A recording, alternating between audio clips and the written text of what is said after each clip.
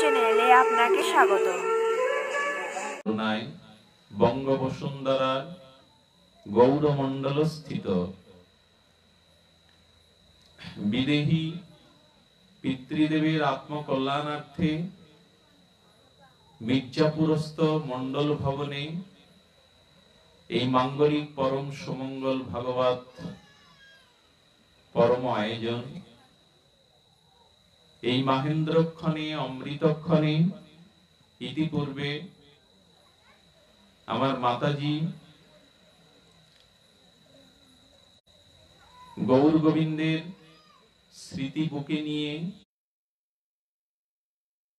ভজন বুকে নিয়ে, যিনি আপনাদের শ্রী শ্রী ঠাকুর হরিদাসের সেই ভক্ত ভগবানের মিলন বিরহের যে অপূর্ব স্মৃতিচারণ হরিদাস নির্যান আস্বাদন করাচ্ছিলেন। নির্যানের পরে কোনো কথা বলা খুব কঠিন, তো ওনার আশীর্বাদ শিরে নিয়ে পরম আরাধ্য শ্রী গুরুদেবের চরণ বন্দনা এবং দণ্ডবত প্রণতি জ্ঞাপন করে সমাগত ভক্তজন মাতৃমণ্ডলী চরণ বন্দনা করে আজকে আমরা হরিকথাতে প্রবেশ করব। হরিকথাতে প্রবেশ করব। আজকের আমরা একটু জানবো যেটা এই যে গুরু বাক্য, শাস্ত্র বাক্য, মহাজন বাক্য, এগুলি আমরা শ্রবণের পর শ্রবণ করছি, কিন্তু আমাদের চিত্ত শুদ্ধি হচ্ছে তো? আমাদের কাম ক্রোধ লোভ আসরিক সম্পদটা আমরা ত্যাগ করতে পারছি তো? আমরা সংসারকে বেশি গুরুত্ব দেই না ঈশ্বরকে গুরুত্ব দেই? আমরা ভোগ বাসনাকে বেশি করে ভালোবাসি আঁকড়ে ধরি না ভজনকে বেশি ভালোবাসি আঁকড়ে ধরি? এই প্রশ্নগুলো আসতে হবে। ফ্যানটা বন্ধ করো তো বাবা, সবার লাগছে না, ফ্যানটা বন্ধ করে দাও, শব্দটা ক্যাক্স করছে, একটু কষ্ট করুক মানুষ, ফ্যানটা বন্ধ করে দাও। আমার প্রশ্ন কি আপনারা বুঝতে পারছেন? এত হরি কথা, এত নামযজ্ঞ, এত সৎসঙ্গ, কিন্তু পরিবর্তন কই? মানুষকে আজ পরম শান্তিতে আছে গৃহে, সমাজে, ব্যক্তি জীবনে? চারিদিকেই তো শুধু জ্বালা মালা, মৃত্যু, সংঘাত, হিংসা, বিদ্বেষ, এগুলি কেন? এই প্রশ্নের উত্তরে ভাগবত কি বলছেন? যাবৎ পাপস্ত মলিনং হৃদয়ং তাবদেব হি। উত্তর হলো এই, এত হরি কথা, এত প্রবচন, এত দীক্ষা শিক্ষা, তারপরেও যেন মনে হয় আমরা যেমন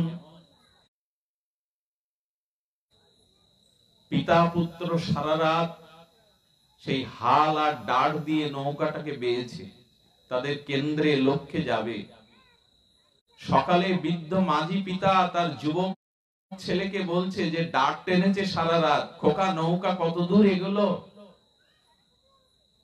আমরা আমাদের সেই লক্ষ্যে নৌকাটাকে আনতে পারলাম তো? সারা রাত তো বাইলাম। পুত্র বলছে সর্বনাশ বাবা, নৌকা যেখানে ছিল ওইখানেই আছে, কারণ নোংরটা তুলিনি, গ্রাফিটা তুলিনি।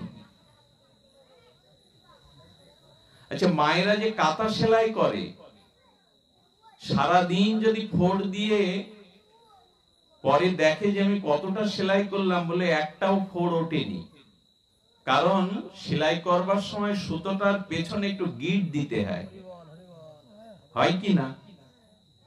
গিটটা দেওয়া হয়নি, অথচ সেলাই করে গেছে, ফোড় ওঠেনি।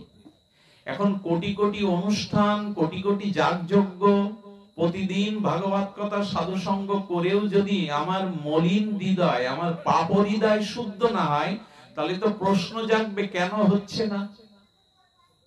তার উত্তর আমরা আজ আলোচনায় খুঁজব। সেই আলোচনার বিষয় বলছে যাবৎ পাপস্থ মলিনং চিত্ত।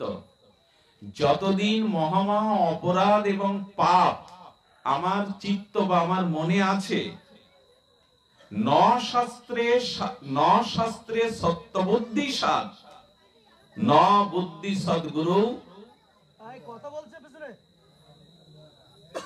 তথা। একটু কমিটির লোকজন গিয়ে থামানো, বাচ্চারা বারান্দায় কথা বলছে।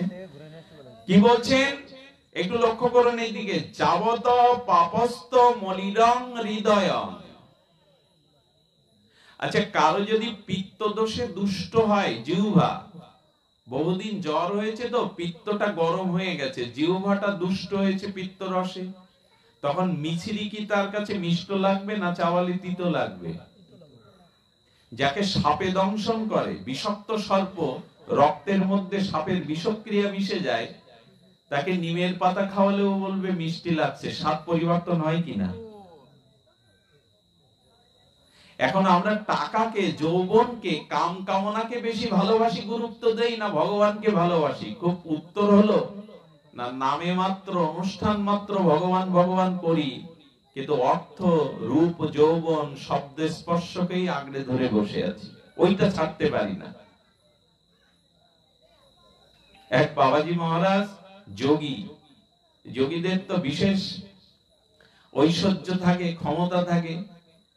যোগী কিছু শিষ্যদের সন্ধ্যাবেলায় পাঠদান করেন, আর যোগ বলে এক বিড়ালকে বশীভূত করে বিড়ালের মাথার উপরে মাটির প্রদীপ জ্বালিয়ে দেন। বিড়ালটা নড়ে না, স্থির হয়ে ঘন্টার পর ঘন্টা প্রদীপটা মাথায় রেখে আলো দিয়ে যায়। বলুন তো কিরকম মানে যোগের ক্ষমতা! অস্থির বিড়ালকে স্থির করে মাথায় প্রদীপ দিয়ে রাখে, আর ওই আলোতেই ছাত্রদের পড়ায়। সব বলে বাবাজির যোগ, যোগেশ্বরিনী। ওর মধ্যে একটা কূট বুদ্ধি শিষ্য করেছে কি, দেখি বিড়ালেরও কিরকম যোগ হয়েছে, মনস্থির ধ্যান হয়েছে। পকেটে একটা ইঁদুর নিয়ে বিড়ালের সামনে ছেড়ে দিয়েছে গোপনে। ইঁদুরটা দেখেই বিড়াল, বিড়াল যোগী, কপট বিড়াল করেছে কি, সেই প্রদীপ টদীপ ফেলে ইঁদুরের উপর আক্রমণ। বাবাজি বলছেন ও ততক্ষণ যোগী ধ্যানী ছিল যতক্ষণ ইঁদুর সামনে আসেনি। আমাদেরও নারী, টাকা, কাম, ক্রোধ যতক্ষণ সামনে আসে না ততক্ষণ এখানে আমরা খুব বড় বড় ভক্ত সাধু এরকম ভাবে থাকি। যখন ওই বিষয়গুলো সামনে আসে তখন আর ধর্মের কথা, নীতির কথা, শাস্ত্রের কথা মনে থাকে না। এই তো কারণ কি এগুলি? হরি নামে কেন হৃদয় জুড়ায় না, হরি কথাতে কেন পরিবর্তন হয় না? এর কারণ হলো যাবৎ পাপস্ত মলিনং হৃদয়, আমাদের হৃদয়টাতে অপরাধ আর পাপে মলিন হয়ে আছে।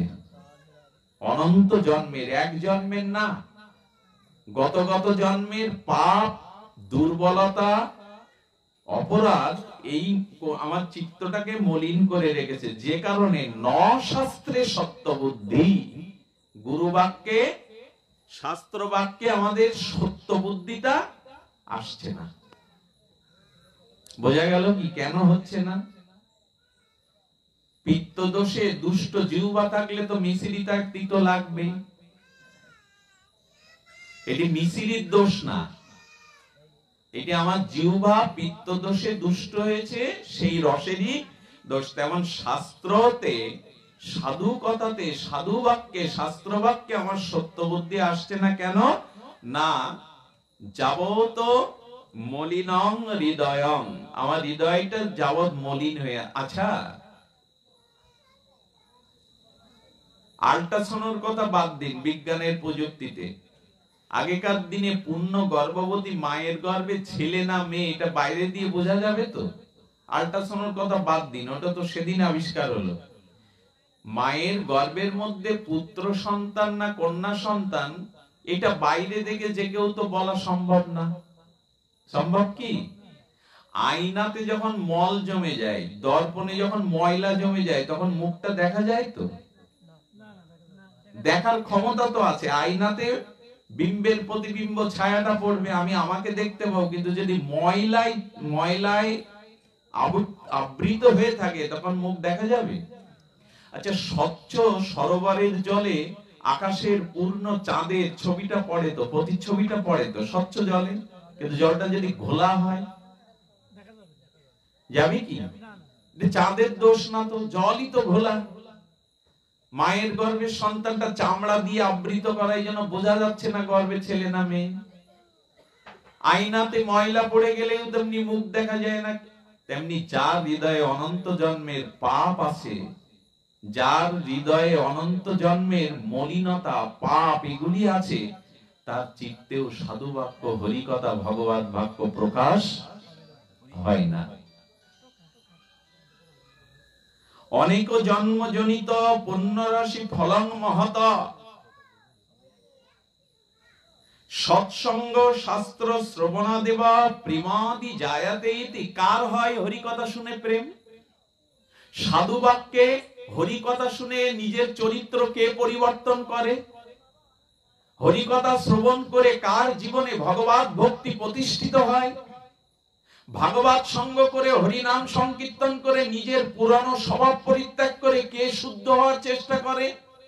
কাদের পরিবর্তন হয়? হয় তাদের অনেক জন্মজনিত পূর্ণ রাশি ফলং মহত।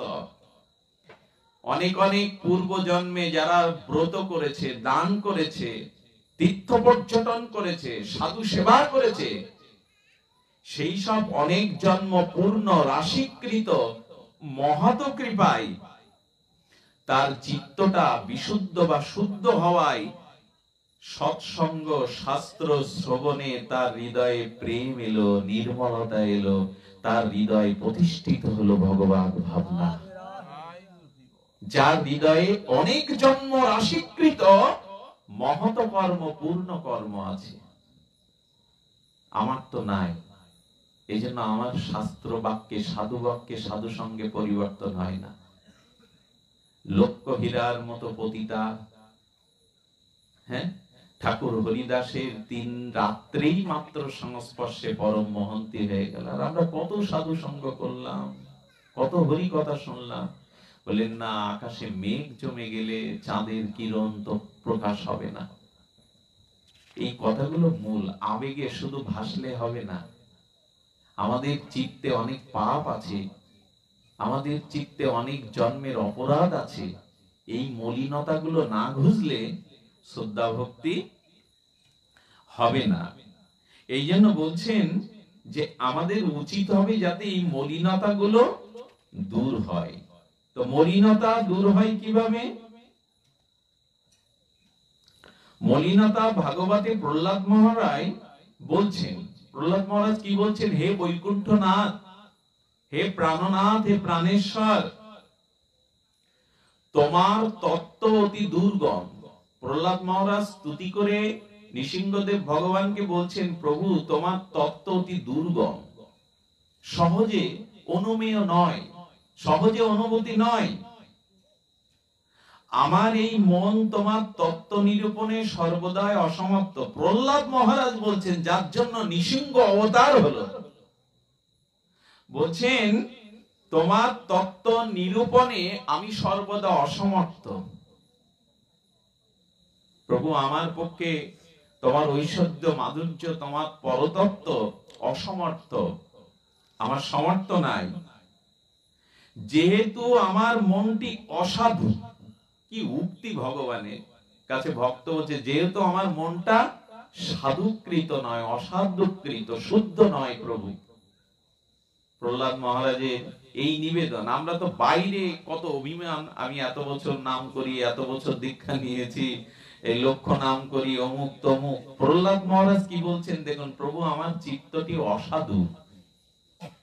সাক্ষাৎ ভগবানকে পেয়েও বলছেন, যেহেতু আমার মনটি অসাধু, অর্থাৎ তোমার ভগবত অভিমুখী নয়, আমি তোমামুখী নয়, তো ভগবত অভিমুখী নয়, ভগবত বিমুখী, অথচ তীব্র দুর্দর্শ কোন প্রকার সংযত করতে পারছি না। আমার কাম ক্রোধ অভিমানকে আমি সংযত করতে, এগুলো সব আমাদের কথা, প্রহ্লাদের না। আমাদের মতো ভক্তের প্রতিনিধি হয়ে প্রহ্লাদ এই কথা ভগবানকে, সব আমাদের কথা, আমাদের অসাধুকৃত হৃদয় এবং এতই দুর্ধর্ষ কাম ক্রোধ লোভ, আমি তীব্র চেষ্টা করে এদের নিয়ন্ত্রণ করতে। একথা আমাদের কথা না, প্রহ্লাদের কথা। প্রহ্লাদ যিনি ভগবানকে অবতার ঘটালেন, এটা তার কথা হতে পারে না। উনি আমাদের প্রতিনিধি হয়ে বলছেন তিনি বলছেন কোন প্রকার সংযত করতে পারছি না, হর্ষ, শোক এবং বাসনা, অতিশয় দুঃখ, ভোগ, এত কষ্ট পাচ্ছি, এত যন্ত্রণা পাচ্ছি, এত মায়ার লাথি খাচ্ছি, এত জন্ম মৃত্যু চক্রে আবর্ত হতে হতে জন্ম মৃত্যু জরা ব্যাধি দুঃখ ভোগ করছি বাসনার দ্বারা, অতিশয় দুঃখ, তথাপি তোমার কথাতে, তোমার লীলাতে, তোমার চরণে আমার প্রীতি হলো না। এই হলো আমাদের প্রার্থনা। আমরা এই দলেরই লোক। প্রহ্লাদ মহারাজ ভক্ত শ্রেষ্ঠ, তার কথা নয়, প্রীতি লাভ হলো না। এত দিশ অপরাধ দুষ্ট আমার এই মনে, কেমন করে তোমার তত্ত্ব বিচার সমর্থ হবে? প্রভু, এত দিশ দোষ দুষ্ট আমার চিত্ত, তো কেমন করে আমি তোমার এই তত্ত্ব নিরূপণ করব, বিচার করব কেমন করে? আমি তো বিচার করতে পারি না। প্রহ্লাদ মহাশয়ের এই বাক্যটি যদ্যপি দৈন্য সঞ্চার, এটি দৈন্যের দ্বারা উনি বলছেন।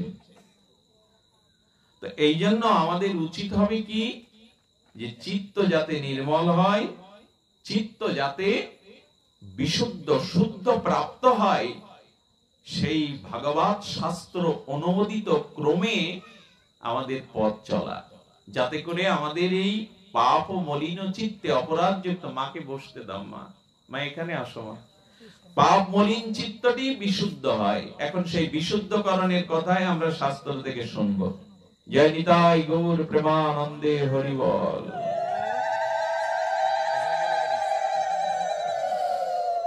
আমরা এখন শুনবো তাহলে এই মলিন অপরাধ যুক্ত অন্ধকারাচ্ছন্ন কাম আসক্ত, ভোগ আসক্ত, রিপু আসক্ত, এই দুর্বল অপরাধ যুক্ত চিত্ত কি করে শুদ্ধ হবে, এটাই প্রশ্ন। কি করে হবে? তো বলছেন সিজনিয়াল, যখন সিজনিয়াল মানে সিজন পরিবর্তন হয়, এখন হচ্ছে তো অনেকের একটু ঠান্ডা জনিত সর্দি কাশি জ্বর হয় না? ঠান্ডা জনিত কারণে যদি সর্দি জ্বরাদি হয়, তাহলে তার চিকিৎসার জন্য একটু উষ্ণ জিনিস ব্যবহার করতে বলে, একটু গরম জল, ঠান্ডা না লাগানো। ঠান্ডা জনিত কারণে কারো যদি সর্দি কাশি হয়, কবিরাজ ডাক্তার কি বলে? উষ্ণ জিনিস ব্যবহার করো। ঠান্ডাতে যদি আরো একটু ঠান্ডা লাগাও, রোগ বাড়বে। তাহলে ঠান্ডার চিকিৎসাটা, সর্দি কাশির চিকিৎসা একটু উষ্ণ জল, একটু উষ্ণ খাদ্য খেতে হবে। তেমন আমরা ভগবানকে ভুলে গিয়ে, ভজনকে ভুলে যাওয়ায় আমাদের চিত্তে পাপ, মলিনতা, দুর্বাসনা, কামনা এসেছে। এখন উপায় হলো ঠান্ডার চিকিৎসা যেমন উষ্ণতা দিয়ে করতে হবে, তেমন ভগবান বিমুখ হওয়াতে অপরাধ পাপ হয়ে গেছে। এখন উপায় ভগবান মুখী হতে হবে, ভগবান মুখী হতে হবে। এটাই হলো পথ। ভগবত বৈমুখ্য বিপরীতে ভগবত সামুখ্যতা হলো শাস্ত্রের প্রতিপাদ্য নির্ণয়। ভগবত মুখী হওয়াতে, বিমুখী হওয়াতে তোমার সমস্ত দোষ এসেছে। এখন কৃষ্ণ মুখী হলে এই দোষগুলো দূরীভূত হবে। আচ্ছা, সূর্য যদি পূর্ব দিগন্তে উদিত হয়, আপনি যদি সূর্যমুখী হয়ে দাঁড়ান, আপনার ছায়াটা কোন দিকে যাবে? কথা বলতে হবে। পিছনের দিকে যাবে। আপনি সূর্যমুখী দাঁড়ালে, সূর্য মুখাপেক্ষী হয়ে দাঁড়ালে, আপনার দীর্ঘ দেহের অবয়বের ছায়াটা পড়বে পিছনে। আচ্ছা, সূর্য যদি পশ্চিমে যায়, আপনি যদি আবার সূর্যমুখী হয়ে পশ্চিম দিকে তাকান, ছায়াটা কখন কোথায় পড়বে? পেছনে পড়বে। অর্থাৎ এই মায়ারূপ যে ছায়া, আমরা যদি ভগবান মুখের দিকে তাকাই, ভগবান মুখের দিকে মানে সূর্যমুখী হয়ে তাকালে ছায়াটা সামনে না পড়ে পড়বে পিছনে। ঠিক তেমনি কোন জীব, কোন সাধু মহতের কৃপায়, কোন ভাগবত কথা শ্রবণে তার হৃদয় যদি তোলপাড় হয়ে যায়, আঘাত আসতে থাকে হৃদয়ে, সেই সাধু মহত বা শাস্ত্র বাক্যে তার হৃদয়ে যদি এই ভাবনা উদয় হয়, একটা অনুভূতি, অনুমিতি না, অনুমতিটা কি জানেন? ভাই, তোমার বুকে খুব ব্যথা করছে, আমি একটু হাত বুলিয়ে দিই। ওর ব্যথার অনুভবটা ওর বুকে আসে না, শুধু বাক্যের দ্বারা খুব ব্যথা করছে তোমার, এটা অনুমিতি, অনুমান। আর যখন ওই ব্যথাটা আমারও বুকে করবে, ওই ব্যথার অনুভব আমার তখন হবে। শুধু অনুমতিতে হয় না, অনুভূতি হতে হয়। ব্যথাটা আমারও যখন করবে, তো যখন এরকম শাস্ত্রবাক্য সাধু সঙ্গ কি করে জানেন, আপনার জীবনে যদি ভজন না আসে, আপনার জীবনে যদি ভগবত অনুভূতি পরিবর্তনের ছায়া না আসে, তাহলে একটাই আপনাকে উপলব্ধি করতে হবে, আপনার সঙ্গটা ঠিক হচ্ছে না, সাধু সঙ্গটা ঠিক হচ্ছে না। সাধু সঙ্গ হলো, অথচ ভজন জীবনে এলে না, অনুভূতি এলো না, পরিবর্তন এলো না। আমি লিখে দিতে পারি শাস্ত্রের নিরিখে আপনি যে সঙ্গ করছেন ওই সঙ্গটা যথার্থ হচ্ছে না। কারণ সাধু সঙ্গ হলে পরিবর্তন হবে, আপনার জীবনে ভজন আসবেই। এইটি শাস্ত্রের তত্ত্ব সিদ্ধান্ত, সৌরিন্দ্রীয় মৌলিক সিদ্ধান্ত। কিন্তু আসছে না মানে, কারণ আমি সূর্যের দিকে তাকালে ছায়া সামনে পড়বে না, পিছনে। আমি ভগবানমুখী হব তো সব দোষ মায়া পেছনে চলে যাবে, সামনে দাঁড়াবার ক্ষমতা থাকবে না। আমরা আসলে ভগবানমুখীতার অভিনয় করি, ভগবানমুখী ভক্ত এগুলো সাজি, অভিনয় করি। যশ মান খ্যাতি কাম ক্রোধ লোভ ভেতরে গিজগিজ করছে হৃদয় সিংহাসনে, সামনে ভক্তভাব নিয়ে চলছে। এটা হলো কপটতা, এর দ্বারা ভজন হয় না। এই জন্য গোবিন্দমুখী হতে হবে। মুখী হতে গেলেই ছায়া পেছনে পড়বে, আর ছায়া সামনে এসে বাধা দেবে না। ভগবান বিমুখ হয়ে সব অপরাধ মলিনতা চিত্তে এসছে, অপরাধ। এখন ভগবান মুখী হলেই মায়া বা ছায়া পেছনে পড়ে যাবে, ওরা সামনে বাধা দেবে না। গোবিন্দমুখী হওয়া যায় কি করে? ভগবত মুখিতাই যখন সব সমস্যার সমাধান, কি করে মুখী হব? বললেন ভগবত বৈমুখ্য দোষ হতে, ভগবত মুখী হতে গেলে কৃপাটা ভগবানের হলে হবে না, হতে হবে ভক্তের, মহতের। আপনি ভগবত মুখী হবেন এ আপনার নিজ চেষ্টায় কোনো কালেই হবে না। এইখানে একটা অপেক্ষা আছে, অপেক্ষাটা হলো মহত কৃপা। ভক্ত কৃপা না হলে আপনি ভগবতমুখী হবেন না, কেউ হতেই পারেনি, হওয়ার সম্ভাবনা নয়। কারণ কথাটি তো বহুবার বলেছি, পিতৃভক্তি কার কাছে থাকে? পিতামাতার ভক্তি পিতামাতার কাছে থাকে না, তো পুত্রের কাছেই থাকে। স্বামী ভক্তি তো স্বামীর কাছে থাকে না, স্ত্রীর কাছে থাকে। গুরু ভক্তি কার কাছে থাকে? গুরুর কাছে না শিষ্যের কাছে? তেমন ভাগবত ভক্তি ভক্তের কাছে থাকে, ভগবানের কাছে না। এটা ভগবানেরই, কিন্তু ভগবান দেবে না। এটা মহত কৃপা বিনা কোন কার্যে ভক্তি নয়। কৃষ্ণ ভক্তি রঘু দূরে সংসার নয় ক্ষয়। আরে ভক্তি ভজনের কথা বাদ দিন, সংসারের আসক্তি ক্ষয় হবে না যতদিন মহৎ কৃপা না হবে। মহৎ কৃপাটি কেমন? এক যুবক সুদর্শন রূপশ্রী, একবার জমিদার পুত্র, কি সুদর্শন তার যৌবন, দীর্ঘাদেহী বলিষ্ঠ তার যৌবন। বিয়ে করে পালকিতে করে সুন্দরী প্রেয়সী স্ত্রীকে নিয়ে আসছে। তখনকার দিনে পালকিতে আসতে হতো। আর মহাপুরুষ, মহান আচার্য পুরুষ ভাগবত পাঠ করছিলেন। ওই যুবক একটু পায়চারি করছে, সাধু দেখে এই পালকি থেকে নেমে একটু পাটা ছেড়ে দিয়ে পায়চারি করছে। তখন এই বলিষ্ঠ মহাপুরুষ আঙুল তুলে বলছেন, ওই দেখ কেমন যুবরাজের মতো দেখতে সুদর্শন যুবক, কিন্তু এই ভরা সুদর্শন মূল্যবান যৌবনটা এখনো বিবাহ করে কামিনী ভোগে সংসার ভোগে নরকগামী হতে চলেছে। কিন্তু এই যৌবনটা যদি কৃষ্ণ সেবায় লাগতো।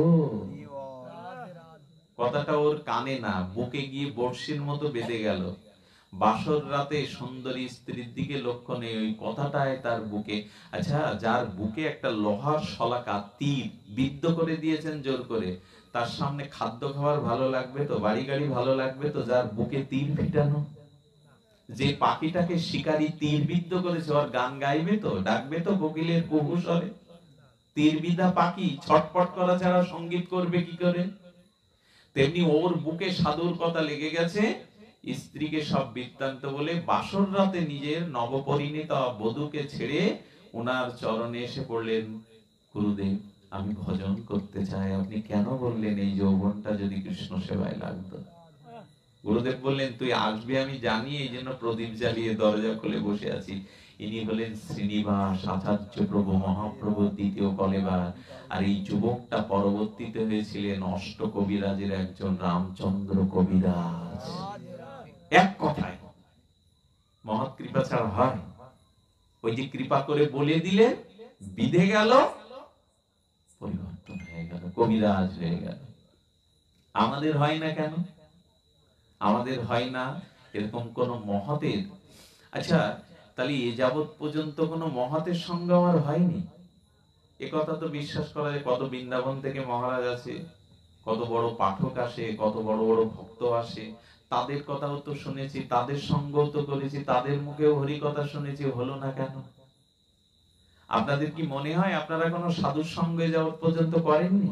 কত তো বৃন্দাবন থেকে মহারাজ আছে, বিদগ্ধ ভজনানন্দী মহাপুরুষের সঙ্গ আপনারা করেছেন, হয়নি কেন? যদি মহৎ কৃপাতেই হবে, আমাদের হয়নি কেন? তখন বলছেন কি, মহতের কাছে যারা যায় সবার আবার কৃপা হয় না। কথাটা দ্বিমত এসে যাচ্ছে না যে মহতের কৃপাতেই ভক্তি হয়? আবার বলা হচ্ছে মহতের কাছে গেলেই সর্বসময় যে আপনার কৃপা হবে, মহৎ সঙ্গ করলে তা হবে না। কেন জানেন? বলছেন, যারা মহতের সঙ্গ করতে যায়, সেই মহতের সঙ্গে সম্মুখে মহৎ যদি দেখে যে শ্রদ্ধার অভাব আছে, এ এসেছে বটে, চরণ ধুলি নিচ্ছে বটে, বাবা কৃপা করো করছো বটে, কিন্তু ওর শ্রদ্ধাটা লৌকিক, এখনো শ্রদ্ধাটা পাকাপোক্ত হয়নি। যদি শ্রদ্ধার অভাব দেখে, কপট, আমরা কিরকম কপট, কপট কিরকম জানেন? আমরা তো সব পণ্ডিত, গুরু মহারাজ বা কোনো সাধু দর্শনে গেছি, গিয়ে একটু ইনিয়ে বিনিয়ে বলছি, বাবা আপনার শরীর ভালো আছে তো? এগুলো সব কপটতা। সারা বছর খোঁজ নেই, সারা জীবন খোঁজ নেই, এখন দেখা পেরেই বলছেন বাবা আপনার শরীর ভালো আছে তো?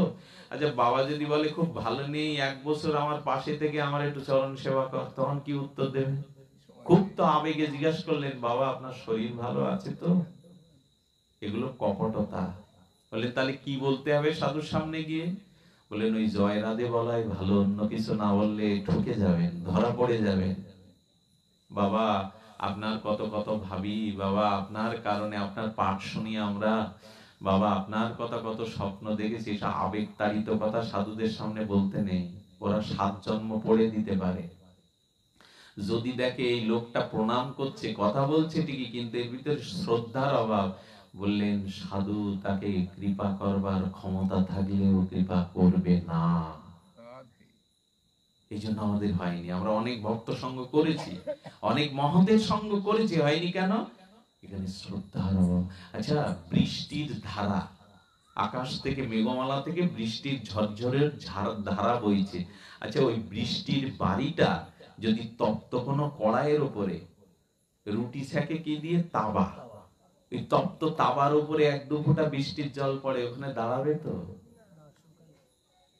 এই যে গরম বালুর উপরে যদি বৃষ্টির ধারা পড়ে, দাঁড়াবে তো? কিন্তু এরকম কোন জলপাত্রে যদি সামান্য জল ধরে রাখেন, 15 দিন 1 মাস এতে থাকবে, বালুর উপরে তাওয়ার উপরে পড়লে থাকবে? এটা বৃষ্টির দোষ না পাত্রের দোষ? তেমনি আমার মধ্যে যখন কপটতা দেখবো, অশ্রদ্ধা দেখবে, তখন সাধু কৃপা করার ক্ষমতা থাকলেও ওইদিকে তাকাবেও না। জানেন, এসো বাবা এসো, ভালো থাকো, প্রসাদ নেই, এরকম বলবে কি? প্রসাদ নাও, যাও বাবা, প্রসাদ নিয়েছো, যাও প্রসাদ নাও, সকাল সকাল বাড়ি যাও। যার ভিতরে শ্রদ্ধা আছে না, সরলতা আছে না, নিষ্পাপতা আছে না, তাকে বলবে ওকে একটু ডেকে দে তো, আধার পেয়ে গেছে। ওকে ডেকে তখন জিজ্ঞাসা করে, কে তুমি, কি তোমার পরিচয়, ভজন কি করো, ওকে কৃপা করে দেয়। এই জন্য গরম তাবার উপরে জলবিন্দু কণা দাঁড়াবে না, দাঁড়াতে পারে না। আমাদের শ্রদ্ধাটা শুধু দেখাতে হয় লোকের লৌকিক শ্রদ্ধা, আমাদের প্রকৃত শ্রদ্ধাটা নাই। তারপরে আমরা শাস্ত্র মানি না। একটা কথা আপনাদের বলি, সন্তান হয়ে বলি, তিলক তিলক এবং কণ্ঠীর মালা না নিয়ে গোবিন্দ ভজন গৌর ভজন করলে সে ভজন তিনি গ্রহণ করবেন না।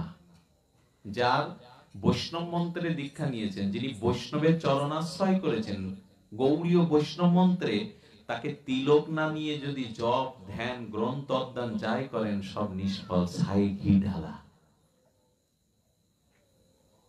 কতজন টিকুলি পরে, কতজন নাকে নথ পরে, কতজন কত অলংকার পরে, শুধু এখানে তিলকটা দিতেই লজ্জা। ভগবানের এই রাধা কুণ্ডের রজ, এই গোপী তিলক, এই তিলকটা কপালে দিতে লজ্জা। তিলক না নিয়ে আপনি জপ তপ যাই করেন এটা অশাস্ত্রীয় সিদ্ধান্ত হয়ে গেল, জপ তপ আপনার কাজে আসবে না। আচ্ছা, ছিদ্র পাত্রে যতই অমৃত ঢালেন পাত্রে দাঁড়াবে তোমার? পাত্রটা ছিদ্র, ওখানে অমৃত ঢালছেন, ঢালছেন অমৃত, দাঁড়াবে? তেমনি এই যারা কীর্তন করেন, যারা এখানে খোল বাজান কীর্তন করেন, তাদের যদি তিলক না থাকে ওই কীর্তন মহাপ্রভু মুখ ফিরিয়ে নেবে, ভক্তগণ মুখ ফিরিয়ে নিয়ে শুনবে না। তিলক চাই, কণ্ঠিতে মালা চাই, এগুলো সব, এগুলো কোথা থেকে আসলো? এই তিলক কোথা থেকে আসলো? মালা কোথা থেকে আসলো? কোথা থেকে জানেন? কেউ তৈরি করেনি। যারা বৈকুণ্ঠে যায়, ভগবানের যারা সেবক, এটা বৈকুণ্ঠের সম্পদ। কৃপা করে মহাপ্রভু আমাদের জন্য গোলক বৃন্দাবন থেকে, বৈকুণ্ঠ থেকে নামিয়ে এনেছিলেন। এইগুলো ধারণ করলেই ক্রিয়া হয়, এগুলো বৈকুণ্ঠের সম্পদ। ভাগবত পাঠ করতে এসে যখন দেখি না যে তিলক নেয়া কেউ এখানে নেই, পাঠ হয় না, পাঠ প্রকাশও হয় না। মহাপ্রভু নির্দেশ দিয়েছিলেন ভাগবত যেখানে সেখানে খুলে বসবে না, ভাগবত পড়ো গিয়ে বৈষ্ণবের স্থানে, তাহলে তুমি কিছু পাবে, তোমার কিছু হবে। অবৈষ্ণবের স্থানে ভাগবত খুলে বসো না, তাতে তুমিও অপরাধে ভুগবে, তারাও অপরাধে জড়িত হবে। এই জন্য শুদ্ধ ভক্ত সঙ্গ করতে গেলে মহাপ্রভু মুকুন্দ, তো মুকুন্দ আছে বিষ্ণু খট্টায়, মহাপ্রভু সবাইকে ডেকে ডেকে কৃপা করছেন। বিষ্ণু খট্টায় সাত প্রহরিয়া মহাপ্রভু সবাইকে কৃপা করছেন, সবার কৃপা হয়ে গেল, মুকুন্দকে ডাকছে না প্রভু। সব ভক্তরা বলছে প্রভু আজ তুমি কল্পতরু কৃপালু, সবার মনোবাঞ্ছা পূর্ণ করছো, তুমি মুকুন্দকে কৃপা করবে না? মুকুন্দ বড় গায়ক ছিল, অপূর্ব গাইতে পারত। মহাপ্রভু বলছেন ওরে কৃপা আমি কোনোদিনই করব না। কেন? ও যেখানে যে আসরে যায় সেই রং ধারণ করে, ও যেখানে যায় সেই জাতীয় আসরে সেই জাতীয় মানুষ পেলে সে জাতীয় কথা বলে। ওরাখান্দির আসরে গেলে ওরাখান্দির কথা বলে, সৎসঙ্গের আসরে গেলে সৎসঙ্গের কথা বলে, যেখানে যায় যে পাত্রে থাকে ওই রং ধারণ করে। এমন কপট ব্যক্তি কোটি জন্মও আমি ওকে কৃপা করব না, স্বয়ং মহাপ্রভু। আমাদের কোনো নিষ্ঠা নেই, যেখানে যায় যে পাত্রে যায়। ভজনের মধ্যে একটা গোবিন্দ গীতাতে বলেছেন ভজন্তে মাং দৃঢ়ব্রতা, ভজনে আসবে দৃঢ়তা। কত বড় দৃঢ়তা! হনুমান যখন রাবণের সামনে গেল, সীতা উদ্ধারে ধরে নিয়ে গেল না, ওই লঙ্কা পোড়ানোর আগে, রাবণ বানরকে দেখে হনুমানকে দেখে এসে বলছেন এই তুই কোন রাজ্যের রাজা? আমার রাজ্য আক্রমণ করতে? রাজাই তো অন্য রাজ্য আক্রমণ করে, কোন রাজ্যের রাজা? বলে আমি রাজা নই, আমি রামের দাস। বলে অপমান করছে দশানন, রাবণ তিলক বিজয়ী। বলে আমি মনে করেছিলাম কোন রাজা মহারাজাই আমার লঙ্কা আক্রমণের জন্য এসেছে, এতে দেখছি চাকর, এ তো দেখছি দাস। এটা অপমানের বাণী ছুড়ে দিল। আমি মনে করেছিলাম কোন রাজাই আমার লঙ্কা আক্রমণে আসছে, এ তো দেখছি চাকর, দাস। হনুমান হাত উত্তোলন করে বললেন আমি দাস বটে, আমি রঘুপতি রামচন্দ্রের দাস। ভক্তের দৃঢ়তা থাকবে, আমি রামের দাস, আমি গৌর দাস, আমি নিত্যানন্দের দাস। রাবণের দিকে তর্জনী তুলে বলছেন তুমি কামের দাস, নারীর দাস, আমি রামচন্দ্রের দাস। রাবণের মুখ শুকিয়ে গেল। আপনার দৃঢ়তা থাকবে না, এই দৃঢ়তাই নেই, ম্যানমেনে স্বভাব, যেখানে যাই সেই রং ধারণ করি, ঠিক না। এখন এই কথা বলার পরে সবাই কাঁদছে, মুকুন্দ বাইরে চলে গেছে।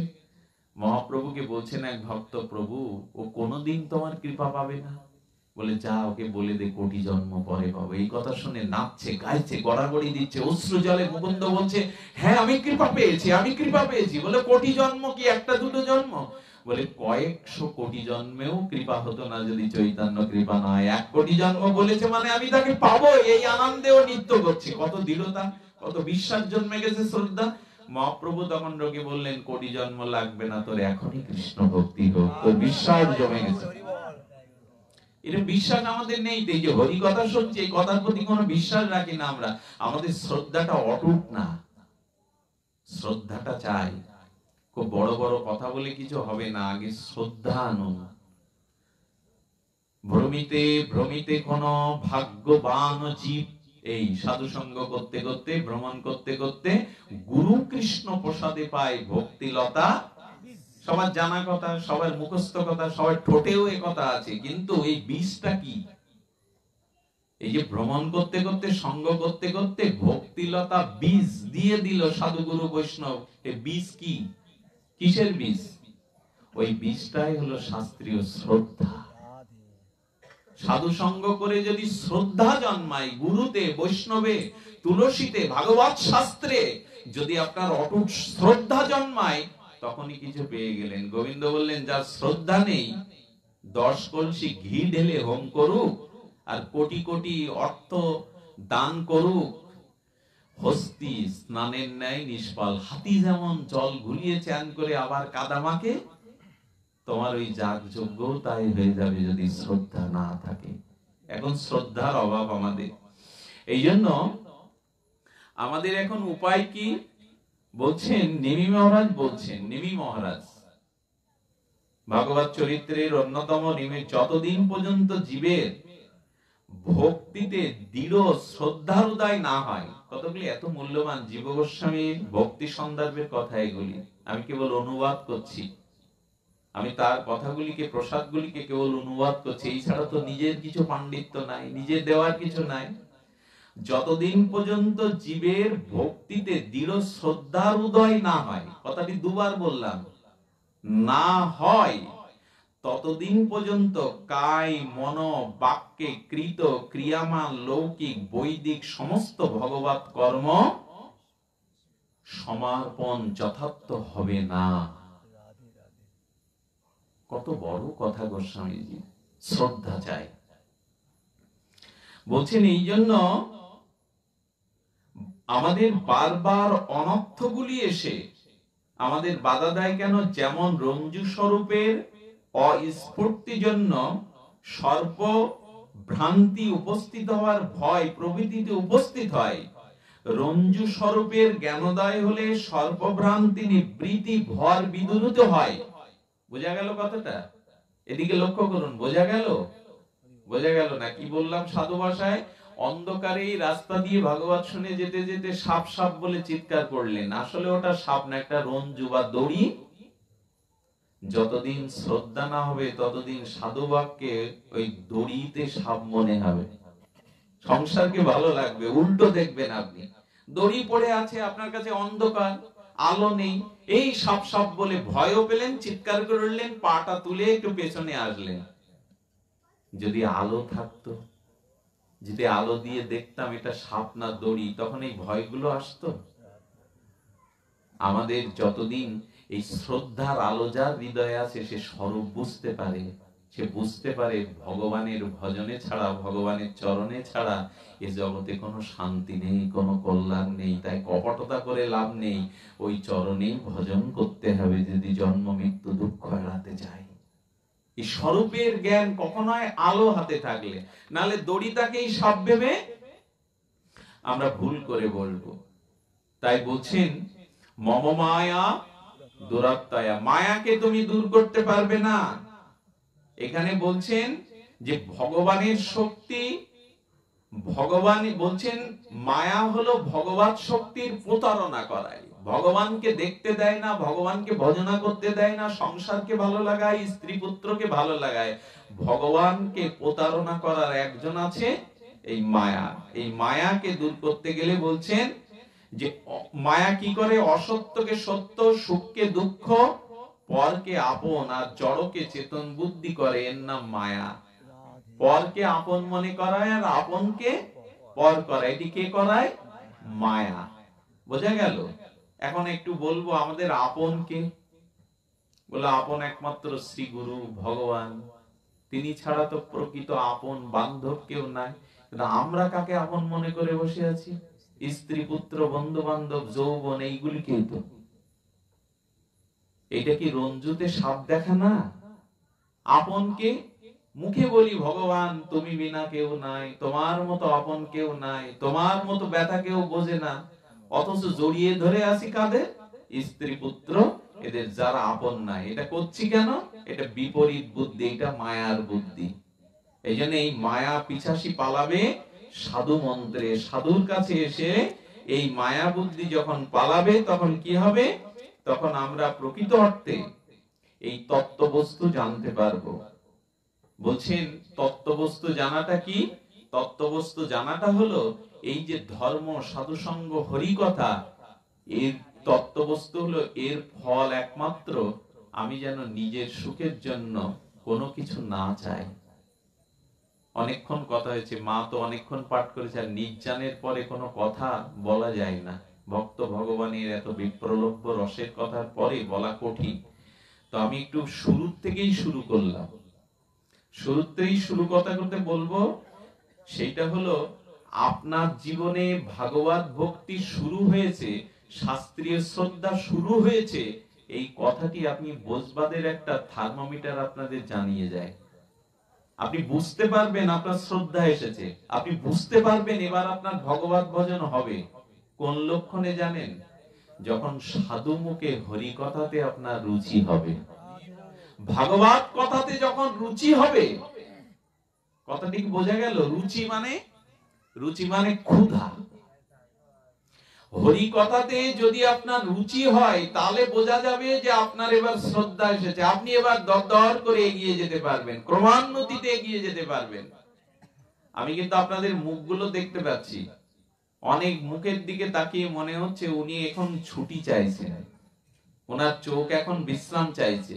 অনেকের মন বারবার বলছে রাস্তায় তো ভ্যান পাবো না, এত দূর হেঁটে যাব কি করে, এখানে আহারের ব্যবস্থাও বা আছে কিনা শুদ্ধভাবে, বাড়িতে গিয়ে আবার এই যে মন যদি এইসবে ঘুরে বেড়ায়, মন যদি এইসবে ঘুরে বেড়ায়, হরি কথাতে রুচি হচ্ছে না, ওই সব ভাবনা মনের, বাড়ি যাব কি করে, গাড়ি পাবো কিনা, আর কতক্ষণ বা হবে, এ বেটার কি ঘড়ি ঘন্টা আছে না এ বলেই যাবে, আমাদের কথা চিন্তা করবে না। যদি মনে এই ফলগুর মতো এইসব ধারা বয়, হরি কথাতে যদি সংসার ভুলে না যান, ঘড়ির কাঁটা ভুলে না যান, খাওয়া, দেহের চিন্তা, ঘুমাবার চিন্তা ভুলে না যান, বাড়ি যাওয়ার চিন্তা, বলেন তাহলে জানবেন এইখানে ব্রহ্মা বসে হরি কথা বললেও আপনার কাজ হবে না, বিল্ল মঙ্গল তো দূরে।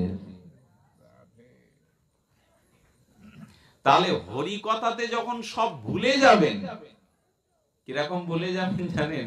প্রদ্যুম্ন মিশ্র মহাপ্রভুর কাছে গিয়ে বলছে, প্রভু আমাকে একটু কৃষ্ণ কথা শোনাও। মহাপ্রভু হাত জোড় করে বলছেন, আমিও তো একজনের কাছে শুনতে যাই, আমি কৃষ্ণ কথা জানি না। উনি স্বয়ং কৃষ্ণ, তারপরে আবার রাধা কৃষ্ণ মিলিত তনু। উনি বলছেন আমি কৃষ্ণ কথা জানি না, জানলে কি আর এত দূর রায় রামানন্দের গোদাবরীর তীরে যেতাম শুনতে? বাবা, মহাপ্রভু পুরী থেকে ছুটে গেছেন গোদাবরী তীরে কৃষ্ণ কথা শোনার জন্য রায় রামানন্দের কাছে। চিন্তা করা যায়, স্বয়ং রাধা কৃষ্ণ মিলিত তনু, ভগবানেরও ভগবান, অবতারেরও অবতারী, তিনি গেছেন কৃষ্ণ কথা শুনতে। আর আপনারা যদি আজকে আমার বুকে ব্যথা উঠতো, হাসপাতালে থাকতে হতো, অ্যাক্সিডেন্ট, একটা পা নষ্ট হয়ে যেত, আমার বাড়িতে কেউ মারা যেত, কোন দুর্ঘটনা, এখানে আসবার ভাগ্য পেতেন? আসতে পারতেন? অর্থাৎ ভাবতে হবে ভগবান সুস্থ শরীরে এইখানে বসিয়ে সাধুমুখে হরিকথার ভাগ্য তুমি দিয়েছ, আমার মন যেন এখন হরিকথা ছাড়া অন্যদিকে না যায়। কত জীবনের রাত কেটে গেছে, কত আনন্দ ভর্তি চলে গেছে, আর ভগবানের কি ভাগ্য দেখুন, এই ডুমরিয়ার ওই পাশে বৃষ্টি হয়েছে ঝরঝর করে, এইখানে সাতক্ষীরায় তো বৃষ্টি, আমি বারবার এই বাবুকে বলছি কি করে যাবো, এই তো বৃষ্টি আমাদের দিক ঝরঝর করে, এইখানে এখনো নামলেও ক্ষতি নেই, কিন্তু এখনো পর্যন্ত তো নামিনি। এখানে ঝড় উঠলে, বৃষ্টি হলে আমরা এরকম হরি কথা বলতে পারতাম স্থিতিতে? তাহলে এত কিছু করুণা করেছেন ভগবান, আমাদের দুর্দশাটা কি জানেন? অশ্রদ্ধা, এই জন্য তো কিছু হলো না। আচ্ছা, আপনাকে আমি এই মাকে নিমন্ত্রণ করেছি, মা আমার বাড়িতে দুপুর বেলা একটু প্রসাদ পাবে। ঠিক আছে বাবা, উনি স্বীকার করেছেন। আমি রান্না টান্না করে ওনাকে আবার ডাকতে গেছি, মা সময় হয়েছে আসুন। আসলে আসন পেতে দিলাম, এক গ্লাস স্বচ্ছ জল দিলাম। এখন যদি উনি মনে মনে ভাবে নিয়ে আমাকে খেতে দেবে না, এই ভাবনাটা অনুচিত না? খেতে দেবেন বলেই তো নিমন্ত্রণ করেছেন, খেতে দেবেন বলেই তো জল পিড়ে করে দিয়েছেন, এখন এই ভাবনাটা আমি অহেতুক ভাববো কেন খেতে দেবে না? গোবিন্দ বলছেন, আমি তোকে কৃপা করব বলে, আমি তোকে ভক্তি দেব বলে মনুষ্য জন্ম দিলাম, গুরু রূপে তোর কাছে গেলাম, বৈষ্ণব রূপে তোকে কৃপা করতে গেলাম, সাধু সঙ্গ হরি কথা দিলাম, এখন ওইখানেই বসে জল পিড়িতেই বসে ভাবছি আমার খেতে দেবে না, আমার ভক্তি হবে না। কত বড় দুর্ভাবনা! এই জন্য হরি কথা যখন শুনতে আসবেন, সব পিছনে ফেলে আসবেন। রায় রামানন্দের কাছে দ্বিতীয় দিন হরিকথার ভাগ্য পেয়েছিলেন প্রদ্যুম্ন। সকালবেলা কৃষ্ণ কথা শুরু করলো, সন্ধ্যা হয়ে গেছে, সূর্য ডুবে গেছে, খেয়াল নেই দুজনের, খাওয়া নেই, ক্ষুধা নেই, তৃষ্ণা নেই, কৃষ্ণ কথার রসসাগরে সাঁতার কাটছেন, একেবারে ডুবে গেছে ওর মধ্যে। সেবক আসিয়া কহিল, হইল দিন অবসান। সেবক এসে বলছে, প্রভু সন্ধ্যা হয়ে গেছে। এত জানি রায় কৃষ্ণ কথা করিল। যখন বলছে সন্ধ্যা হয়ে গেছে, প্রভু জলও নেননি, ক্ষুধা তৃষ্ণা নেই, সূর্য অস্ত গেছে, তখনই কৃষ্ণ কথা। এই মহাপ্রভু চোখের জলে ভাগবত ভাসাতেন। গদাধর পণ্ডিত গোস্বামী ভাগবত শুনতে শুনতে চৈতন্য দেবের চোখের জলে ভাগবতের অক্ষরগুলো ভেসে গিয়েছিল। এখন আপনাদের অনেকের মুখের দিকে তাকিয়ে, আসলে সারাদিন কর্মক্লান্ত, কেউ ব্যবসা, কেউ কৃষি, কেউ কাজ করেছে, মায়েরা সংসার কাজ করেছে, হরি কথাতে রুচি যতদিন না হবে, জানবেন আপনি এক পাও ভাগবত জগতে রাখেননি। হরি কথাতে রুচি না পর্যন্ত আপনার জীবনের কোনো পরিবর্তনই আসবে না। ভক্তি তো দূরে থাক, কথা রুচি আনুন। হরি কথাতে রুচি না পর্যন্ত, আজ পর্যন্ত কারো তত্ত্ববস্তু কৃষ্ণ কথা না জেনে তাল গাছের মতো 1-200 বছর বেঁচে লাভ নেই মাথা খাড়া করে। তত্ত্ববস্তু কৃষ্ণকে জানতে গেলে হরি কথা শুনতে হবে, হরি কথাতে রুচি আসতে হবে। এই জন্য বলছেন যে ভাগবত কথা শ্রবণের রুচি, এই শ্রবণ রুচি হলো সাধনের অন্যতম কৃপা লাভ করার উপায়। তাই দীর্ঘ সময় না নিয়ে, এই গরমের মধ্যে আপনাদের বসিয়ে না রেখে আমি কথা শুরু করেছিলাম। কারণ হাতে খড়ি না হলে, যিনি আমাদের অক্ষর পরিচয় করিয়ে দিলেন, হাতে খড়ি দিলেন, তিনি যদি সেদিন ছোটবেলায় হাতে খড়ি না দিতেন, আমি মাধ্যমিক উচ্চ মাধ্যমিকে উঠতে পারতাম না। কথাটা যদি আমি লিখতে না শিখতাম, আমি মাধ্যমিকে যেতে পারতাম, উচ্চ মাধ্যমিকে যেতে পারতাম। তাহলে এই হাতে খড়ি যিনি বর্ণ পরিচয়ের সাথে আমাকে যুক্ত করেছিলেন, তিনি প্রকৃত কাজটাই করেছিলেন। আমাকে হাতে খড়ি না দিলে, বর্ণ পরিচয় না শেখালে আমি উচ্চ শিক্ষা নিতে, আমি যে কথাগুলো আপনাদের বলছি, ও ঠিক হাতে খড়ি বর্ণ পরিচয়ের মতো। এই শ্রদ্ধা যদি না আসে, হরি কথাতে যদি রুচি না আসে, এই পাপ আর অপরাধ মলিন চিত্ত যদি থাকে, তাহলে ব্রহ্মার হরি কথাও আপনাদের কিছু কাজে আসবে না। এই জন্য শ্রদ্ধা আনুন আর হরি কথাতে রুচি আনুন। যদি কথা রুচি হয়, তাহলে জানবেন আপনি এগিয়ে গেলেন। যদি কথা রুচি হয়, তাহলে জানবেন আপনার জীবন প্রকৃত ভাগবতময় হয়ে গেল। কথা তো ওই একই কথা, বারবার বলছেন, বারবার ভাগবত বলছেন। কি বলছেন? বলছেন যে ধুন্নন্তি অঘং ধুন্নন্তি কাৎসেন নিহারমিব ভাস্করা কেচিৎ কেবলয়া ভক্ত বাসুদেব পরায়ণা অঘং ধুন্নন্তি কাৎসনা নিহারমিব ভাস্করা। বলছেন সূর্যের তাপে যেমন কুয়াশাগুলো কেটে যায়, কুজ্ঝটিকা কুয়াশা কেটে যায়, সূর্যের কিরণ পড়লেই দুর্বাঘাসের উপরে শিশির বিন্দু যেমন শুকিয়ে যায়, তেমন তোমার অনন্ত জন্মের পাপও দূরভূত হবে যদি তোমার গোবিন্দ চরণে একটু আকতি হয়, একটু রুচি হয়। সূর্য উদয় হলেই হলো, কুয়াশা কেটে যাবে। কেচিৎ কেবলয়া ভক্তা বাসুদেব পরায়ণা। যদি ভগবানে একটু রুচি হয়, রতিমতি হয়, তো রতি হবে কি করে? বলো, ওই গোড়ায় একটাই কথা, হরি কথাতে রুচি আসতে হবে। যদি হরি কথাতে রুচি হয়, এই দেখুন হরি কথা রুচি হলে কি হয়? অন্ন ভিক্ষা পালা আছে না, মা ভালো কীর্তন করে, অন্ন ভিক্ষা পদাবলী যারা কীর্তন করে তারা কি করে?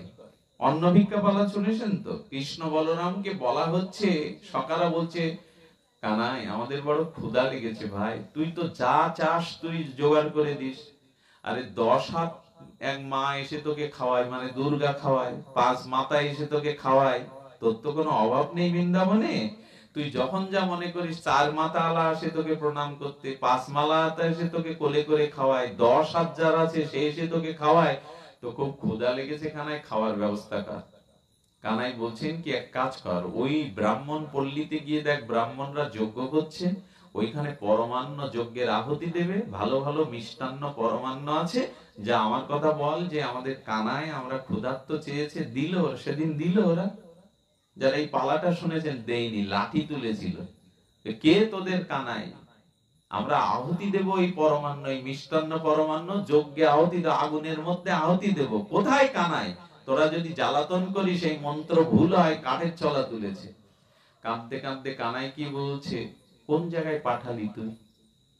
তোর কথা শুনে 4 মাতা 5 মাতা চতুরানন পঞ্চানন 10 হাত এসে তোকে বন্দনা করে, তোকে প্রণাম করে, আর ওরা যোগী ঋষি ব্রাহ্মণ তপস্যা করছে, বেদ মন্ত্র হচ্ছে, তোর কথা শুনে তো দিলই না। আর বললে কে কানাই? লাঠি তুললো আমাদের। কানাই আমরা পাইনি, আমাদের লাঠি তুলেছে বলে ব্যথা পাইনি, ব্যথা পেয়েছি এই যে তুই চেয়েছিস, তোর কথা শুনে দিল না, এই জন্য ব্যথা পেয়েছি। ভালোবাসা কাকে বলে? আমরা ব্যথা পাইনি কানাই, আমাদের মারুক কাটুক বড় কথা বলো, কিন্তু তুই চেয়েছিস দেইনি বলে বেড়া, আমরা ক্ষুধায় মরে গেলেও আর তোর কাছে খেতে চাইবো না রে। তোর নামে কেউ কিছু বললে আমাদের ভালো লাগে না। যে যাকে ভালোবাসে তার বদনাম শুনতে পায়, সহ্য হবে ওটা তার? কত বড় ভালোবাসার পরিচয়। কানাই বলছে ক্ষমা করে দে, আমার কারণে তোরা কষ্ট পেয়েছিস, আর একটু কষ্ট কর রে শ্রীরাম, সুদাম আর একটু কষ্ট কর। ওই ব্রাহ্মণরা যারা দিল না, ওদের স্ত্রীদের কাছে গিয়ে আমার কথা বল, এবার আর ফিরবি না তোরা। আচ্ছা, যারা বেদ পাঠ করছে, যোগী মুনি বেদ উচ্চারণ করছে, হোম করছে, তারা কৃষ্ণকে চিনল না। যারা লেখাপড়া জানে না, তাদের স্ত্রী ভজন সাধন তাদের তেমন নেই, ওদের রেঁধে দেয়, ওদের সহযোগিতা করে দেয়, ওরা কৃষ্ণকে চিনবে কি করে? কৃষ্ণ বলছেন, প্রশ্ন করিস না, আমি যা বলছি ওইখানে যা। যেই ওই ব্রাহ্মণদের এড়িয়ে ব্রাহ্মণের পত্নীদের স্ত্রীদের কাছে এসে বলছে, মা গো, মা তোমাদের রান্না কি সমাপ্ত হয়েছে? আমাদের কানাই বড় ক্ষুধার্ত গোষ্ঠে, মা কানাইয়ের জন্য আমাদের জন্য কিছু দেবে? সঙ্গে সঙ্গে হাতের খুন্তি পড়ে গেছে, চোখের জলে বলে, কি বললে বাবা? কানাই খেতে চাইছে, কানাই ক্ষুধার্ত, তোমরা দেরি করলে কেন? তাড়াতাড়ি তারা সমস্ত অন্ন ব্যঞ্জন রান্নার জন্য যা হোমে দেবে স্বামীদের সেবায় সব গুছিয়ে আপন মনে তারা চলেছে, চলো বাবা চলো। আজ আমরা হাতে করে কানাইকে তোমাদের খাওয়াবো। কত স্ত্রীকে চুলির মুঠি ধরে স্বামী ঘরে বন্দি করে দিল। আমি স্বামী, আমার অনুমতি ছাড়া যাওয়াই না, কার জন্য খাওয়াতে যাচ্ছ? স্ত্রী বলল, তুমি চুলির মুঠি ধরে, তুমি পুরুষ শাসিত সামাজিক বিচারে তুমি আমাকে ঘরে আটকে রাখতে পারো, কিন্তু আমার মন, আমার আত্মাটাকে তুমি আটকাতে পারবে না। ওই দেহকে পরিত্যাগ করে আত্মা নিয়ে চলে গেল গোবিন্দ সেবায়। ব্রাহ্মণ পত্নীদের ব্রাহ্মণ বলল, আমাদের বিবাহিত স্ত্রী তোমরা, আমরা স্বামী, আমাদের আজ্ঞা তোমাদের শুনতে হবে। বললেন, তোমরা মরা স্বামী, আজ প্রকৃত স্বামীর কাছে যাচ্ছি আমরা। আবার বলি, কথাটি বলছে, তোমরা মরা স্বামী, আমাদের প্রকৃত স্বামী হলেন গোবিন্দ। আজ কোনো বাধা মানবো না, আজ কোনো বাধা মানবো না। মরা স্বামী কেন বললো এদের? কেন বললো জানেন? স্বামী মারা গেলে শ্রাদ্ধের দিনে স্বামীর একটা ছবি ওখানে দিয়ে দেয়। তো খাটের উপরে জুতো, মশারির উপরে একটা ছবিও দিয়ে দেয়। ওই ছবি তো, আমরা ছবি কেন জানেন? আত্মা যদি না থাকে তাহলে এই মৃত শরীরটা ছবি ছাড়া আর কিছু। আচ্ছা, কোন মরা যুবকের গলায় কোন যুবতী বরমালা পরাবে? আমার কথা কি বোঝা যায়? কোন মরা যুবকের গলায় কোন যুবতী মালা দেবে তো? তাহলে মালাটা দিন কেন? সে বেঁচে আছে বা জীবন্ত বলে। বেঁচে আছে কিসের জন্য? আত্মাটা আছে বলে। আত্মার স্বরূপ তো গোবিন্দের, পরমাত্মা স্বরূপ হলো গোবিন্দের। তাই বলছে তোমাদের বরণ করেছি ওটা মিছিমিছি, তোমরা মরা, প্রকৃত পতি হলো গোবিন্দ, প্রকৃত স্বামী হলো গোবিন্দ, তোমরা সব মরা। আজ আমাদের বাধা দিলে আমরা শুনবো না, আমরা গোবিন্দ সেবার জন্যই যাব। তারা গিয়ে গোবিন্দকে সেবা দিলেন হাতে করে, তারা গোবিন্দের পরম কৃপা ভক্তি লাভ করলো। এখন প্রশ্ন যারা বেদ পাঠ করে, ঋষিমুনি, তারা কৃষ্ণকে চিনল না, তাদের স্ত্রীরা লেখাপড়া জানে না, বেদ পাঠ করতে হোমযজ্ঞ করে না, ওরা চিনল কি করে? প্রশ্ন আসছে না আপনাদের মনে? আসাই স্বাভাবিক।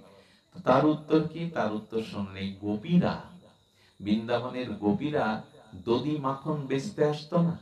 রাধারানীও আসতো। আচ্ছা, একটা প্রশ্ন জাগে না, রাধারানী বিশ্বভানুর রাজার মেয়ে, আর গোপীরা তো সব বড় বড় ঘরের রাজনন্দিনী, ওরা ঘি মাখন এইসব বেচতে আসতো কেন? বেচতে আসতো কেন জানেন?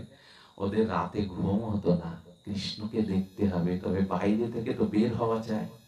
গোষ্ঠে মুরলীধারীকে দেখতে গেলে তো ঘরে বসে, আচ্ছা আজ যদি আপনি ঘরে বসে টিভি দেখতেন, ভালো মন্দ খেতেন, এই হরি কথা শোনার ভাগ্য পেতেন? শুধু ঘরে বসে আরাম ভোগ করলেই হবে? তো ওরা কি করেছে? গোপীরা বলতো কি, একটু মথুরার বাজারে বাড়ির সবাইকে রাজি করি যে আমরা এই ননি, মাখন, ক্ষীর মথুরায় নিয়ে যাব, এটা বিক্রি কিনি করলে সংসারও চলবে, খাজনাও দিতে পারবে কংসের। এই বুদ্ধিতে রাধারানীকে বলতেন, আমরা সাজাচ্ছি বটে, ভাণ্ডগুলো সাজাচ্ছি এই জন্য, বেচা কেনার জন্য যাচ্ছি এই জন্য যে প্রাণনাথ গোবিন্দের সাথে যাতে দেখা হয়। ওরা বাইরে যেত গোবিন্দের জন্য, ওরা বাইরে। আচ্ছা, ঘি মাখন হোমের জন্য কিনবে কারা? যারা যোগী, যারা ব্রাহ্মণ যজ্ঞ করে, এই জন্য ব্রাহ্মণ পাড়ায় বেশি করে যেত ওরা। এই ব্রাহ্মণ পত্নীরা একটু দুধ ঘি উৎকৃষ্ট নেওয়ার পরে গোপীরা বলতো, মা তোমার এত টাকা দিতে দেরি হয় কেন, মূল্য মেটাতে দেরি হয় কেন, একটু তাড়াতাড়ি দাও। আচ্ছা, তোমরা এত ব্যতিব্যস্ত, একটু বসে গল্প করবে, তা না তোমরা এত ব্যতিব্যস্ত কেন? বলে, কোন সকালে প্রাণনাথের মুখটা দেখেছি, তাড়াতাড়ি ফিরে গিয়ে আবার যাতে তাকে দেখবো, এই জন্য আমরা কোথাও দাঁড়াই না, বসি না। বলে, আচ্ছা তোমরা এত ভালোবাসো কাকে যে একটু বসতেও চাই না, তাড়াতাড়ি টাকা মিটিয়ে দিতে বলো? বলে, শুনবে আমাদের প্রাণনাথের মহিমা শুনবে, তার রূপ শুনবে, মহিমা শুনবে, তখন বসে বসে কৃষ্ণ কথা ওদের সাথে বলতো। আর ওই কৃষ্ণ কথা শ্রবণ করতে করতে, তার নাম রূপ লীলা শ্রবণ করতে করতে, ওরা বেদ না জানলেও, তপস্যা না করলেও, কৃষ্ণ কথা শুনেই কৃষ্ণের প্রতি ওদের প্রেম এসে গেছিল, ভালোবাসা এসে গেছিল। জানেন, কুমারী মেয়ের জন্য বাবা মেয়ে দেখতে গেছে, মাও গেছে সাথে।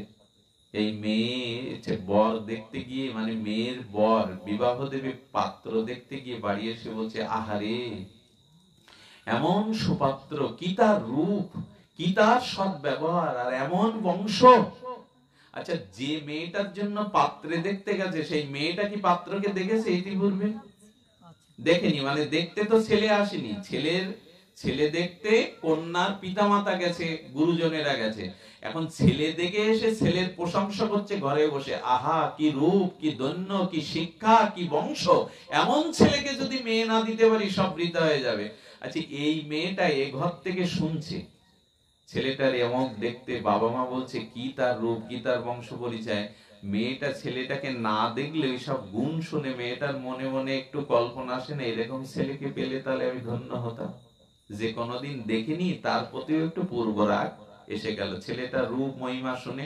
তেমন আমরা ভগবানকে পাইনি, দেখিনি, কিন্তু সাধুমুখে যদি ভগবানের রূপ গুণ শুনি, তাহলে তার প্রতি একটা মমতা, ভালোবাসা জন্মাবে। তাই আপনাদের কাছে অনুরোধ, সাধুমুখে হরি কথা শুনুন। আবার তো কথা এসে যায় ফুরোয় না, তো সাধু মুখে হরিকথা শুনছি, তো কাজ হচ্ছে না কেন? বললেন তাহলে জানতে হবে যে যিনি ভাগবত পাঠ করছেন তার কথা শুনে যদি কেউ পরিবর্তন ভজনশীল না হয়, তাহলে জানতে হবে ভাগবত পাঠ করার মতো উনি উপযুক্ত বৈষ্ণব বা বিশুদ্ধ চরিত্রের অধিকারী হননি। এই জন্য একটু শুদ্ধ ভক্তের মুখে এগুলো শুনতে হবে। একজন ভাগবত পাঠক এই ব্যাসপীঠে বসে যে ভাগবত পড়বেন, তার ন্যূনতম কিছু যোগ্যতা, কিছু বিচার থাকতে হবে। তিনি কি প্রসাদ ভোজী? তিনি কি ভগবানে ভোগ লাগিয়ে প্রসাদ পান? তিনি এখানে যে উপদেশগুলো দিচ্ছেন, এগুলো উনি নিজে পালন করেন? ওনার চরিত্র শুদ্ধ তো? না কণ্ঠে একটু ভালো কণ্ঠ পেয়েছে, একটু মুখস্থ শক্তি পেয়েছে বলে 10,000 5,000 কামিয়ে নিয়ে গেল ভগবত নাম করে? এরকম যদি অর্থের লালসা থাকে, নিজের যশ খ্যাতি ঢাক পেটানোর ইচ্ছা থাকে, যা বলি তা যদি আচরণ না করি, তাহলে এরকম অবৈষ্ণব সাজা সাধুর মুখে হরিকথা শুনেও আপনাদের কোনো কাজ হবে না। এই জন্য শুদ্ধ ভক্ত সঙ্গ করুন, শুদ্ধ ভাগবতের মুখে ভাগবত শুনুন, শ্রদ্ধালু হয়ে শ্রবণ করুন।